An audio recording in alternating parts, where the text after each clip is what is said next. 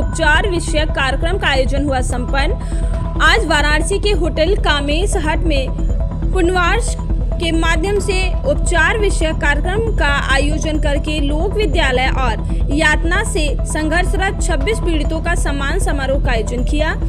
इस कार्यक्रम का आयोजन जन मित्र न्यास JMN मानवाधिकार जन निगरानी समिति CHR international rehabilitation counselling on torture victim IRCT United nation trust fund for torture victim के संयुक्त तत्वाधान में किया गया।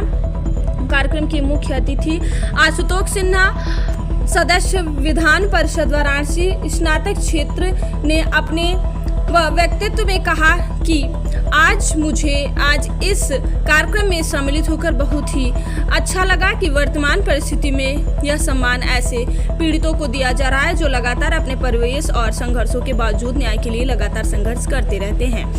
उन्होंने पीड़ितों के संघर्ष को हौसला अफजाई करते हुए कहा कि आप लोग आने वाली पीढ़ी के लिए एक आदर्श उदाहरण प्रस्तुत करते रहते हैं। जिस तरह से आप लोग यातना और अन्याय के खिलाफ लगातार संवैधानिक तरीके से संघर्ष कर न्याय पाने की प्रक्रिया में लगे हैं।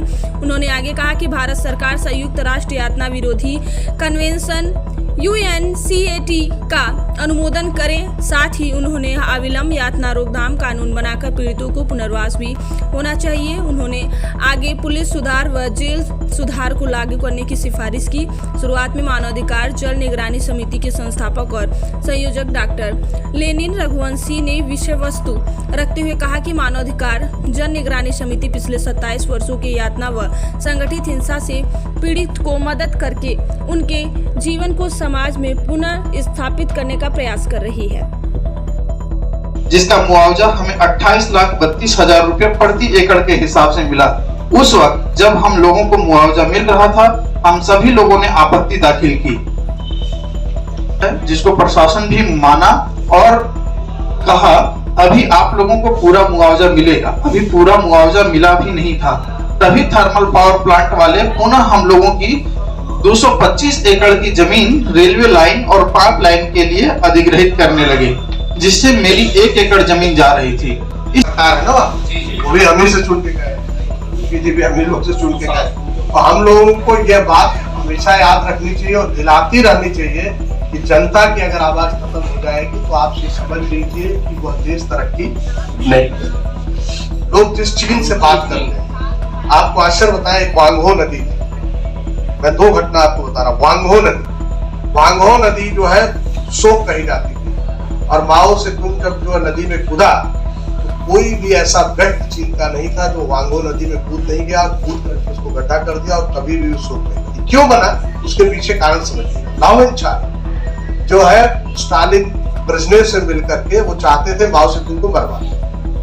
यह बात जो है अपने बच्चों, एक बेटा अपनी एक बेटी को लाओ चाई ने बताया कि आप जो है हम कल मारेंगे माओ से। लाओ चाई के दोनों बेटा बेटी सोने के बाद जाके प्रधानमंत्री को बता दी। प्रधानमंत्री जब पहुंचे, क्योंकि दोनों दोस्त थे बहुत खास, तो लाओ चाई ने कहा सभी सैनिक बदल गए थे और वहां पे जो कम्युनिस्ट पार्टी की लाल सेना होती है, वो लाल सेना ने उनकी तरफ बंदूक कर दिया। लाओ चाई भागे और जब भागना शुरू किए तो सबसे पहले उनके पीछे उनका बेटा और बेटी भागते हुए कहा यह देश का गद्दार है।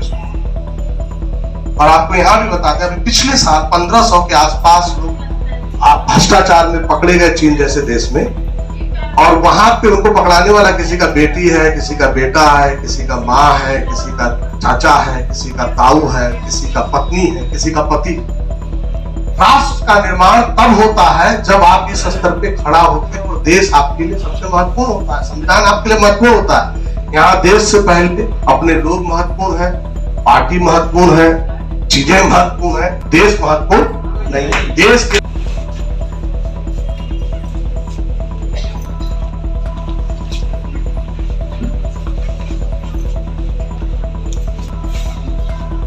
मौजूद दारोगा जी ने प्रार्थना पत्र लेते हुए कहा, 20 जनवरी 2023 की तारीख थी। उस वक्त शाम के लगभग 5 बज रहे थे। मैं अपने दोस्त रवि कुमार की शादी में शामिल होने जा रहा था। मैं मोटरसाइकिल से सारनाथ स्टेशन रोड की तरफ शंकर जी के मंदिर पर जा रहा था। मैं अभी मंदिर से कुछ दूर पहले पहुंचा ही था कि तभी अचानक कॉलोनी की तरफ से एक अनजान नवयुवक मोटरसाइकिल से आ रहा था। वह असंतुलित होकर गिर पड़ा। उसे गिरता देख मैं अपनी मोटरसाइकिल खड़ा कर दी और उसको बचाने चला गया। मैं उस मोटरसाइकिल सवार को उठाया तो वह अजीत नाम के आदमी को फोन करके बोला कि कई लोगों को लेकर आइए। मैं वहां से जाने लगा तो उसने मुझे रुकने को। हम लोग बिना खाए पिए दौड़ रहे हैं। इस पर उन्होंने कहा चाहे खुद को बेचो, हमें पैसा चाहिए। मेरा नाम अनीता है, मेरी उम्र 30 वर्ष है, मेरे पति लक्ष्मण बनवासी हैं। मैंने बीएड तक की शिक्षा दी है। मैं प्राइवेट स्कूल में पढ़ाती हूँ, जिससे परिवार को कुछ सहारा हो जाता है। मेरे पास 2 बच्चे हैं। मैं ग्राम बहरामपुर, थाना चौबेपुर, जिला वाराणसी की मूल निवासिनी हूँ। 3 जनवरी 2023 की तारीख थी। मैं घर के कामों में लगी थी, तभी तकरीबन 3 बजे एसडीएम सदर साहब, तहसीलदार साहब लेखपाल और कानून गो साहब तथा चौबेपुर थाना की 20-22 पुलिस 2 जेसीबी के साथ बस्ती में आए। उनके साथ रमेश यादव पुत्र शंकटा प्रसाद यादव, ग्राम बहादुरपुर, थाना चौबेपुर, जिला वाराणसी व पिंटू सेठ पुत्र भोला सेठ, मनोज सेठ, लक्की सेठ निवासी गढ़ चौबेपुर भी थे। मेरा नाम श्रुति नागवंशी है, मानवाधिकार जन निगरानी समिति और जनमित न्यास की मैनेजिंग ट्रस्टी हूँ।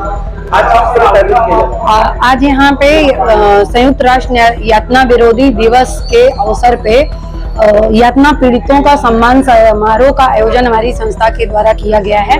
जो मूलतः पुलिस यातना के शिकार है या राज्य के नीति कानून किसी परियोजना के वजह से जिन लोगों के साथ यातना हो रहा है, ऐसे लोगों का सम्मान समारोह है। वो इस बात के लिए कि अपने न्याय की लड़ाई में उनको हौसला अफजाई मिल सके और वो अपने संघर्षों को आगे बढ़ा सके।